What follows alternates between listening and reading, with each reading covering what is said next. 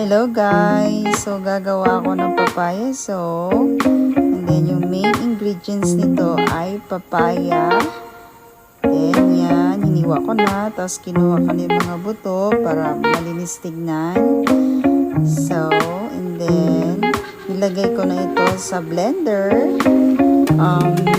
Mix ng mix para maganda siya tignan. Yan, pagkatapos yan, ayan na siya kalabasan na pure. Pure yan siya. Walang siyang food coloring, something like that.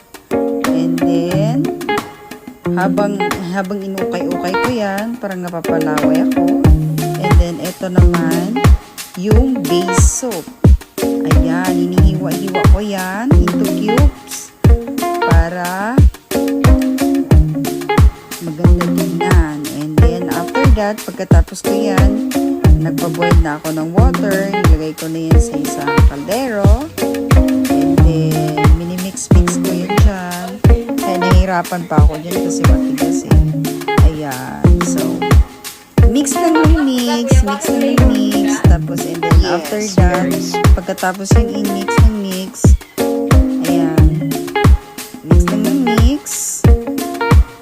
First time ko itong ginawa. So, excited ako. Ayan. Tapos, sinaluan ko siya ng vitamins, yung lavender essential oil, and then fresh milk.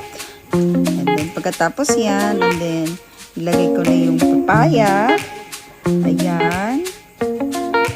Ayan. Mix naman mix. Pagkatapos yan, ilagay ko na yung fresh milk. Ayan. Mix naman mix.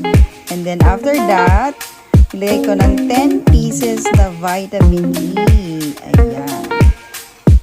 Ayan. Pagkatapos yan, ayan. Tapos, sinagdagan ko ulit. Tapos, yung coconut oil, nilagay ko ito sa mga hulmaan para hindi siya magdikit. Ayan. So, dinadahan-dahan ko yung paglagay dyan kasi ano ba yan? Excited ako. And then, yan na lahat. Pagkatapos yun, wait lang natin about 6 hours. So, pagkatapos yan, ayan na. Excited ako eh. Excited ako yung gamitin ito eh. Ayan. Thank you guys. Thank you for watching.